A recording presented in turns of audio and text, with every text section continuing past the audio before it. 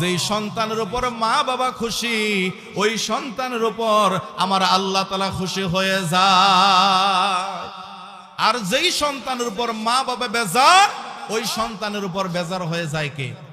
আমার রাসূল বলেন, এ মুসলমান আমার উম্মতেরা শোনো, কোন সন্তান, নেককার সন্তান যদি মা বাবার দিকে মায়ার নজরে, রহমতের নজরে একটাবার মা বাবার চেহারার দিকে তাকায়, আমার রাসূল বলেন সাথে সাথে আল্লাহ রাব্বুল আলামিন ওই সন্তানের আমলনামায় একটা কবুল হজের নেকি দান করে।